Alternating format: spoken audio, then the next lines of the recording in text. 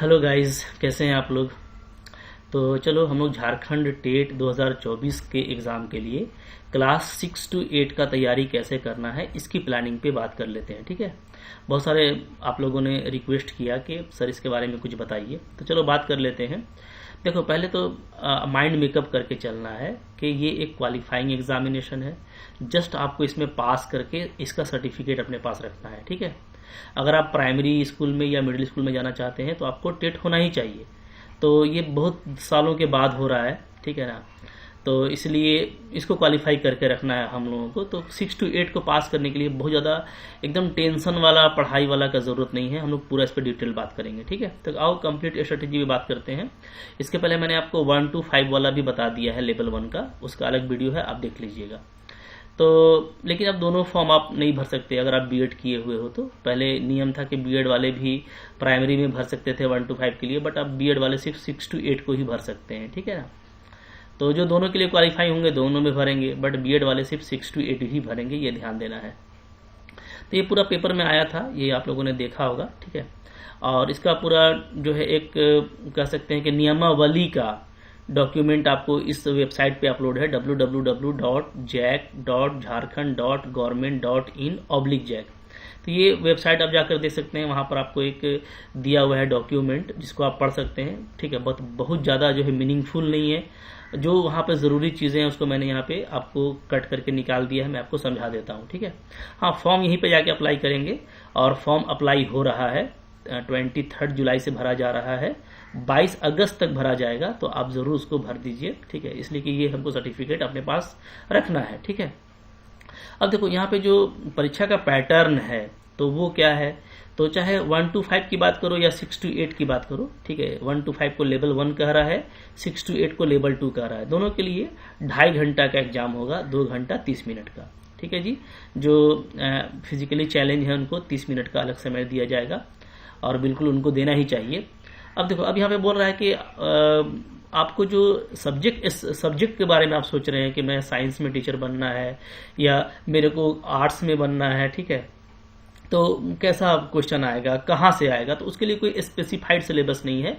आपको यहाँ पे पैटर्न दिया हुआ है, ठीक है, लेकिन आपको सिलेबस नहीं दिया। तो अब यहाँ पे आप देख सकते हो कि बोल रहा है कि जो जैक का जो साइट है, जो मैंने अभी आपको दिखाया, उसी साइट पर, ठीक है, आपको जांच परीक्षा के स्वरूप के अनुसार, ठीक है, तो आपको एक जो है वहाँ पे एक मॉडल डाल देगा कि भाई इस तरह का मॉडल क्वेश्चन है, ऐसा ही क्वेश्चन आएगा। ठीक है, और परीक्षा आयोजित किया जाएगा। बट इसको लेकर के बहुत सीरियस नहीं रहना है, क्योंकि अभी क्या हो रहा है आपको पता है। ठीक है, कोई किसी का सुनने वाला नहीं है। ठीक है, एग्जाम में आप तैयारी करके जाते हो, बट क्वेश्चन कहीं से भी आता है।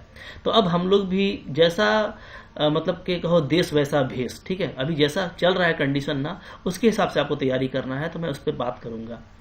तो मैंने आपको बताया था कि अगर आप 1 to 5 के लिए हैं तो उसमें तो 11-12 तक से ही क्वेश्चन आएगा। ठीक है, 11-12 तक से आएगा बोला था, मतलब उसके नीचे का भी 9, 10, 7, 8 का भी कुछ क्वेश्चन रह सकता है। लेकिन हम लोग बात करें लेवल 2 का, यानी उच्च प्राथमिक विद्यालय, इसको मिडिल स्कूल भी बोल सकते हैं। ठीक है, तो इसके लिए जो एग्जाम होगा ना, तो उसमें विश्वविद्यालय अनुदान आयोग से मान्यता प्राप्त स्टेट यूनिवर्सिटी के स्नातक के पाठ्यक्रम के अनुरूप होगा। मतलब आप जो ग्रेजुएशन दे रहे हैं ना, तो ग्रेजुएशन में जो जो आप चीजें पढ़ रहे हैं उसके अनुरूप होगा, उसके तक नहीं होगा। ऐसा नहीं लिखा है कि उसके तक होगा, मतलब जो है हम कहीं से भी पूछेंगे, नीचे से भी पूछेंगे, ऐसा कुछ लिखा नहीं है। लेकिन मैं आपको समझा रहा हूँ, ठीक है, सारी बातें मैं करूंगा कि इसमें ये लिख रहा है कि ग्रेजुएशन लेवल से ही हम क्वेश्चन पूछेंगे। ठीक है, और जो लेवल होगा वो ग्रेजुएशन लेवल का ही होगा या उसका समकक्ष होगा। ठीक है, तो अगर आप मैथ साइंस का टीचर बनना चाहते हो तो उसमें क्या होगा, मैं उसके लिए भी बात करने वाला हूँ। ठीक है, तो इसने तो ये लिख दिया है कि भाई ग्रेजुएशन लेवल से क्वेश्चन आएगा। ठीक है, तो चलो पहले देख लेते हैं इसको, फिर हम लोग उस पर भी चलेंगे कि कहाँ से क्वेश्चन आ सकता है। तो अब देखिए यहाँ पे ये सारी बातें हो गई हैं। ठीक है, अच्छा, अब यहाँ पे जो पास करना है वो भी बहुत ज़रूरी है। देखो पास ही करना है हम लोगों को, ठीक है, बहुत अच्छा भी हो जाएगा तो कुछ नहीं है, लेकिन सर नहीं पटकना। ऐसा नहीं कि आपको जैसे 2015-16 में हुआ था कि इसके एकेडमिक इसको एक पॉइंट दिया गया कि जिसने इतना नंबर लाया है उसका इतना पॉइंट, उसका इतना पॉइंट, फिर पॉइंट बेसिस पे बहाली हुआ, वो अब दोबारा नहीं होने जा रहा है, वो सब बदल गया है। अब आपको इसके बाद इस सर्टिफिकेट को हासिल करने के बाद आपको एक और एग्जाम देना पड़ेगा और उस एग्जाम से आपका मेरिट बनेगा। तो मैं आपको यही सलाह दूंगा कि ये क्वालिफाइंग है, क्वालिफाइंग ही इसको लीजिए, ठीक है। बहुत ज़्यादा सर पटक के क्या करेंगे, बहुत बड़ा बड़ा अभी एग्जाम देना बाकी है, ठीक है। तो इसलिए अपना एनर्जी बचा के रखिए, मैं तो यही सलाह दूंगा। और इस एग्जाम को जितना आप हल्का लेके तैयारी करेंगे ना, उतने चांसेस बढ़ जाएंगे, क्योंकि आप जितना सीरियस होते हो, कुछ पार्टिकुलर पोर्शन को पढ़ के जाते हो, फिर वहां से नहीं आता है तो फिर आपका एग्जाम बिल्कुल खराब हो जाता है। ये मैं 1-2 एग्जाम से नोटिस कर रहा हूँ, ठीक है। काफी मेरा पुराना एक्सपीरियंस है, क्योंकि मैं पहले ऑफलाइन भी पढ़ाता था तो मैं देखता था, और अभी ऑनलाइन में जो पैटर्न चल रहा है, तो जैसा राह वैसा हमको जो है अपना जो है पैटर्न बनाना है तैयारी करने का, ठीक है। जैसा देश वैसा भेष वाला कहानी है। तो अब यहाँ पे देखो, यहाँ पे क्या है कि हम लोग ये देख रहे हैं कि आपको पास करने के लिए जनरल में कम से कम तो 60% आपको लाना पड़ेगा। तो हम लोग तो हम लोग नीचे देखेंगे ना कि टोटल जो है आपको 150 मार्क्स का, ठीक है, 150 क्वेश्चन होगा और हर क्वेश्चन 1 नंबर का होगा और 150 नंबर का होगा। तो आपको कम से कम 60% यानी आपको 90 नंबर लाना है कम से कम, ठीक है। 90 आउट ऑफ 150 आपको लाना है, तभी आप क्वालिफाई होंगे, ठीक है, अगर आप जनरल कैटेगरी से हैं तो, ठीक है जी। और इसमें भी ये रख दिया गया है कि जो भी खंड है, जितना भी खंड में बांटा गया है, जैसे हम लोग देखेंगे 4 खंड में बांटा गया है, तो हर खंड में आपको कम से कम 40% नंबर लाना है, ठीक है।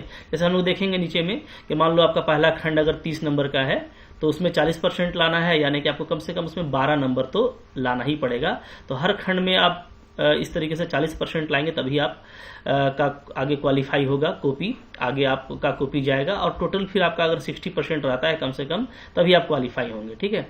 इसी तरीके से ये है SC ST के लिए प्रत्येक खंड में 30% लाना है, ठीक है। पिछड़ा वर्ग के लिए इतना, EWS के लिए, और इनको टोटल जो है एज ए होल क्वालिफाई करने के लिए 50% लाना है, ठीक है। 55% आपका BC1 का और BC2 का और EWS का, ठीक है जी।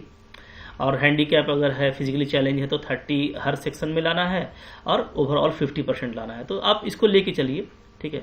कोई भी कैटेगरी के हैं, कम से कम ये लेके चलिए कि हमको 60% लाना है। कुछ गिरेंगे तो आपको कैटेगरी का फायदा हो जाएगा, और जो जनरल वाले हैं तो उनको तो कम से कम 70-80 का टारगेट रखना पड़ेगा, ठीक है। बट वो आ जाएगा, हाँ, मैं आपको अभी बता रहा हूँ। तो देखो, ये सारा एग्जाम जो है ऑब्जेक्टिव पैटर्न पे है, ये भी आपको बता दिया गया, OMR शीट पे होगा, और कोई निगेटिव मार्किंग नहीं है, तो बिंदास रहिए, ठीक है। सारा क्वेश्चन को आप अच्छे से टच करके आने वाले हैं। फिर यहाँ पे फी का पैटर्न दिया है, तो वो मैं बात नहीं करना चाहता, फी बहुत महंगा है, इतना महंगा नहीं होना चाहिए था, मैंने पहले भी बोला है, ठीक है। 100 रुपया बहुत था। JPSC में ऑफिसर बनाते हैं 100 रुपया से, और यहाँ पे इतना फीस कोई मतलब का नहीं है, ठीक है। तो मनमानी चल रही है, जो मनमाना करना है कर लीजिए, बेचारा स्टूडेंट सबसे निरीह प्राणी है, ठीक है। उसको जब तक नौकरी नहीं लगता है वो मजबूर रहता है, तो चलो कर, लेकिन नर्वस नहीं हो। याद रखो, लाइफ में यही चीज फाइनल नहीं है मेरे लिए, ठीक है। लाइफ बहुत बड़ी होती है, अपॉर्चुनिटीज से भरी हुई रहती है, बस आपको उसको तलाश करना है और स्माइल, खुश रहना है, ठीक है। तैयारी करना है, एग्जाम देना है, लेकिन उस पर एकदम ऐसा सर नहीं पटक लेना कि भाई इसमें नहीं हुआ तो चलो लटक जाओ कहीं से, ये सब काम आपको नहीं करना है, ठीक है। तो खैर, ये थोड़ा सा फीस है महंगा, इसको देख लीजिएगा। तो अब चलो देखते हैं कि जो आपका पैटर्न है ना, उस पर बात कर लेते हैं। देखो, यहाँ पे पैटर्न है, और पैटर्न में ये वही डॉक्यूमेंट है जो कि आपके वेबसाइट पे अपलोड किया गया है जैक के। बहुत इसमें इसको पढ़ने के लिए एक अलग से डिग्री चाहिए, बहुत मेहनत है इसमें, ठीक है। तो इसमें पहले क्या था नहीं था वो सब बात किया गया, तो हम लोगों को सबसे कोई मतलब नहीं है। हम लोग सिंपली ये देखेंगे, पहले का कोई मतलब नहीं है, ठीक है, वर्तमान में क्या था। अभी जो है प्रतिस्थापित प्रावधान जो अभी के लिए निकाला गया है वो आपको देखना है। तो 6 to 8 के लिए आप देखोगे ना, तो टोटल आपको 4 खंड यहाँ पे दिखेगा, ठीक है। मैं आपको दिखा रहा हूँ, जैसे आपको देखो यहाँ पे ये खंड 1 है, अनिवार्य खंड है। ये है पेडागोगी, बाल विकास एवं शिक्षण पद्धति, ठीक है, अनिवार्य है। ये 30 क्वेश्चन होगा इसमें, 30 नंबर के लिए, तो आपको कम से कम 40% लाना है, यानी कम से कम आपको 12 नंबर तो लाना ही ये ध्यान दीजिएगा, ठीक है। ओके, कम से कम 40%। अब ये हो गया। फिर आपका देखो खंड 2, यहाँ पे खंड 2 दिख रहा होगा हम लोगों को। ये खंड 1 था, ये खंड 2 है। खंड 2 में क्या है, तो सहायक आचार्य विशेष प्रशिक्षित हिंदी या इंग्लिश, हिंदी इंग्लिश हो सकता है, ठीक है, या तो उर्दू और इंग्लिश हो सकता है, जैसा भी आप सब्जेक्ट चूज करेंगे, ठीक है। बट आप वही चूज कीजिएगा जिसमें आपको आगे चल के टीचर बनना है, क्योंकि ये सर्टिफिकेट में मेंशन रहेगा। तो अगर हिंदी इंग्लिश लेते हैं तो 15-15 क्वेश्चन दोनों से रहेगा। उर्दू इंग्लिश लेते हैं तो 15-15 क्वेश्चन रहेगा, तो वहां से भी 30 क्वेश्चन टोटल आएंगे। और इस 30 में भी आपको कम से कम 12 नंबर लाना है, 40%। जनरल कैटेगरी से मैं बात कर रहा हूँ, बाकी लोग थोड़ा सा नीचे भी जाएंगे तो चलेगा, ठीक है। अब देखो खंड 3 जो है यहाँ पे वो है आपको जैसे सहायक आचार्य में था, सिंपली ये समझो कि वहां पे 2 तरह का लैंग्वेज आपको चूज करना था। एक तो उसमें से हो गया, ठीक है, और एक आपका वो लैंग्वेज जो आप जहाँ पे आप टीचर बनना चाहते हैं वहां पे जो क्षेत्रीय लैंग्वेज चलता है, ठीक है, या कह सकते हैं कि जो आपके इंटर में था, लाइक नागपुरी, खड़िया, उड़ाव, ठीक है, इस तरह का। इसमें हिंदी, उर्दू, इंग्लिश भी है, तो इसमें से भी कोई एक आपको पेपर लेना है, आपको सिलेक्ट कर लेना है, ठीक है। तो कोई भी आप कर सकते हो। उसमें से भी फिर से देखो 30 क्वेश्चन आएगा 30 नंबर का, तो उसमें भी आपको कम से कम 12 नंबर लाना है, तब आप सब में क्वालिफाई करेंगे, ठीक है। अब ये जो चौथा खंड है यहाँ पे 6 to 8 में, वो है हमारा कि आप या तो मैथ साइंस के टीचर बनोगे या तो आप क्या बनोगे, सोशल साइंस के टीचर बनोगे, ठीक है। अगर आप मैथ साइंस के टीचर बनते हैं तो उसमें जो है ना गणित और विज्ञान सबसे मिला करके 60 क्वेश्चन आएगा 60 नंबर के लिए, ठीक है। तो इसमें देखो, इसमें भी आपको कम से कम कितना लाना है, कम से कम आपको लाना है 40%। तो यहाँ पे आपको कम से कम 24 क्वेश्चन तो सही करना पड़ेगा, 24 नंबर आपको लाना पड़ेगा ताकि आप इसमें भी पास कर सको, और फिर टोटल जोड़ करके आपको कम से कम 60% लाना है अगर आप जनरल में है तो, ठीक है। इसी तरीके से आप देख लेना कि अगर सोशल साइंस के आप टीचर बनना चाहते हैं तो उसमें भी यही है कि सारे सोशल साइंस से मिला करके 60 क्वेश्चन आएगा। और अगर आप भाषा का टीचर बनते हैं, लैंग्वेज टीचर, तो उसमें भी 60 क्वेश्चन। तो 3 तरह का टीचर होता है 6 to 8 में, एक साइंस मैथ होता है, एक आपका सोशल साइंस होता है, और एक आपका लैंग्वेज होता है, ठीक है। तो कोई भी एक, तो मैं यहाँ पे स्पेशली बात करने वाला हूँ मैथ साइंस की, क्योंकि मैं मैथ पढ़ाता हूँ। तो मैथ साइंस का टीचर अगर आप बनना चाहते हैं तो ये 60 क्वेश्चन ध्यान दीजिएगा कि सबसे मिला करके आएगा, ठीक है। मैथ साइंस की जहां तक बात होगी ना, तो जो 6 to 8 में चलता है, जैसे एक तो मैथ ही हो गया, ठीक है, कुछ आपका फिजिक्स हो गया, केमिस्ट्री हो गया और बायोलॉजी, ये चारों से मिला करके 60 क्वेश्चन आएगा। अगर हम इक्वली बांटें तो सबसे 15 क्वेश्चन आना है। कितना आना है? 15 क्वेश्चन, ठीक है, सबसे। और थोड़ा इसमें बदलाव करता है, कभी कभार मैथ को ज्यादा इंपॉर्टेंस देता है चूंकि 6 to 8 की बात है। तो वैसे केस में मैथ से जो है वो 20 से 25 क्वेश्चन हो सकता है, और बाकी जो बच जाएगा साइंस यानी फिजिक्स, आपका केमिस्ट्री और मैथ, ठीक है, तो इसमें जो है आपका 35 से 40 क्वेश्चन हो सकता है, ठीक है, ध्यान देना आपको। ओके, तो मतलब मैथ एक हो सकता है मेजर पोर्शन रहे इसमें, और इक्वली डिवाइड करेगा तो ऐसे। तो पहले क्या होता था कि पहले इधर देखो, इधर पहले वाला लिखा हुआ कि पहले ये होता था ना कि आपको बहुत सारे खंड में क्वेश्चन आते थे, जैसे मैथ से 50 आ गया, विज्ञान से 50 आ गया, ठीक है, फिजिक्स से 50 आ गया, केमिस्ट्री से 50 आ गया, बॉटनी से 50 और जूलॉजी से 50, ऐसा पहले रहता था। और आपको कोई भी इसमें 3 खंड चुनना पड़ता था। जैसे मान लो किसी ने मैथ, फिजिक्स, केमिस्ट्री चुना तो उसमें से वो 150 नंबर का होता था पहले, तो उसमें से वो कोई भी बनाते थे और अच्छे से नंबर लाते थे। तो वहां पे फिर अलग अलग तैयारी करना काफी एक इंटरेस्ट हो जाता था कि चलो मैथ का भी तैयारी करें, फिजिक्स का भी, केमिस्ट्री का। लेकिन अब यहाँ पे अगर आप देखोगे ना तो ओवरऑल तो बहुत सर पटकने वाली बात ही नहीं है भाई। अगर हम लोग देखें, अगर इक्वली तो 15-15 क्वेश्चन आना है, और अगर थोड़ा देख लें कि अगर मैथ से मेजर पार्ट हो भी सकता है तो 20 क्वेश्चन, ठीक है, 20 से 25 क्वेश्चन। तो पूरे साइंस और इस तरह से खंड में बटा हुआ नहीं रहेगा, मतलब अब सारा क्वेश्चन मिक्स रहेगा, और मिक्स हो करके ही 60 क्वेश्चन आएगा। ये नीचे दिया हुआ है कि ये सब चीजों को अब हटा लिया गया है, अब खंड में क्वेश्चन नहीं आने वाला। तो इसका मतलब ये है ना कि हम लोगों को तैयारी इस 60 क्वेश्चन का, क्योंकि ऊपर वाला तो आप इजीली कर लेंगे, पेडागोगी कोई भी साइड बुक लीजिएगा, कुछ प्रैक्टिस कीजिएगा तो पेडागोगी का आइडिया हो जाएगा, और बीएड में आपने काफी पेडागोगी पढ़ रखा है। फिर दो आपका खंड लैंग्वेज पेपर का है, जो आप नहीं भी पढ़ोगे, सो करके भी पढ़ोगे तो बहुत अच्छा नंबर उसमें आ जाएगा, ठीक है, क्योंकि जनरली ग्रामर और उसमें पैसेज बेस्ड क्वेश्चन रहता है। अब यहाँ पे जो है ये 60 नंबर के लिए, तो इसमें जो ये 15-15 नंबर का क्वेश्चन आएगा, भी तो आपको बोल दिया कि ये ग्रेजुएशन लेवल का आएगा, ठीक है। अब उनको भी पता है कि ग्रेजुएशन लेवल में एक ऑनर्स होता है और बाकी क्या होता है, बाकी 2 पेपर उसका सब्सिडरी होता है। माने एक में उसका गहन अध्ययन होता है, डेप्थ नॉलेज होता है, बाकी में उसका साइड नॉलेज होता है। तो उसके अकॉर्डिंग अब देखो यहाँ पे ये 60 क्वेश्चन आएगा ना, तो मैं आपको बता दूं कि जैसा बिहार टेट में भी क्वेश्चन अभी आया था, आपने देखा होगा, उसी तरह का क्वेश्चन रहने वाला है। यानी क्या, यानी आपका जो है, अगर हम लोग मैथ की बात करें तो मैथ में कुछ क्वेश्चन 11-12 से, और जो है 10 क्वेश्चन आपको बीएससी लेवल से आ सकता है, जिसमें कि आपका लीनियर अलजेब्रा हो गया, ठीक है, रियल एनालिसिस हो गया, आपका डिफरेंशियल इक्वेशन हो गया, एब्स्ट्रैक्ट अलजेब्रा हो गया, तो इनसे क्वेश्चन, तो बट वही एक दो क्वेश्चन आएंगे। तो बच्चे अभी बहुत सारे मेरे स्टूडेंट हैं वो बोल रहे थे कि सर कोई कोर्स डिजाइन कर दीजिए, तो अब कोर्स में आपको क्या देंगे, ठीक है, इतना सारा मटेरियल दे देंगे तो आपका दिमाग खराब हो जाएगा, फिर आप उसके लिए फी पे करोगे। फिर भी मैं सोच रहा हूँ कि कुछ समेट करके समअप करके निकाल दूंगा तो ठीक है, बट अगर मैं नहीं भी निकाल पाया तो मेरे यूट्यूब पे बहुत सारा लेक्चर अवेलेबल है। आप अगर मैथ 11-12 थोड़ा देख लीजिए, ठीक है, जो टाइम मिल रहा है उस पर सर नहीं पटकना है, स्मूथली 11-12 को रिवाइज करते जाइए, और बीएससी का कुछ ये 4 पोर्शन देख लीजिए, ठीक है, एक आपका लीनियर अलजेब्रा देख लीजिए, ओके, एक आप एब्स्ट्रैक्ट अलजेब्रा देख लीजिए, उसमें आपका ग्रुप थ्योरी आता है, उसके बाद आप डिफरेंशियल इक्वेशन देख लो, और एक आप रियल एनालिसिस देख लो, ठीक है। बाकी फिर प्रोबेबिलिटी है और आपका 3D 2D वगैरह, तो ये 12 लेवल का ही होगा। तो सबसे मिला के चूंकि आना है तो बहुत ज्यादा सर पटकने की जरूरत नहीं है। मैं आपको बता रहा हूं कि अगर आप स्मूथली रिवीजन करोगे, थोड़ा फिजिक्स भी देखो, फिजिक्स केमिस्ट्री के बारे में कहूँ ना तो ये 11-12 ही देख लो आप, और थोड़ा सा इसमें 9-10 भी देख लेना, क्योंकि 9-10 अब जैसे केमिस्ट्री की बात करें तो पीरियोडिक टेबल हो गया, ठीक है, आपका ये क्वांटम नंबर्स हो गए, एटॉमिक स्ट्रक्चर हो गया, थोड़ा आपका ऑर्गेनिक केमिस्ट्री हो गया, इनऑर्गेनिक केमिस्ट्री, तो जो मेन पोर्शन है। उसी तरह से फिजिक्स में आप 11-12 में 11th में जो आपका कुछ मैकेनिक्स, हीट, साउंड वगैरह है, और फिर आपका 12 में जो इलेक्ट्रोस्टैट मैग्नेटिज्म वगैरह है, ठीक है, कम्युनिकेशन वगैरह है, तो ये सब आप देख सकते हैं, ठीक है। तो उसके अलावा जैसे बायोलॉजी में भी देखा जाए तो बहुत तरह के जो विटामिन से रिलेटेड या आपके बॉडी से जो रिलेटेड क्वेश्चन होता है, तो उस तरह का क्वेश्चन आता है, तो मिक्स करके ये क्वेश्चन आएगा, ठीक है।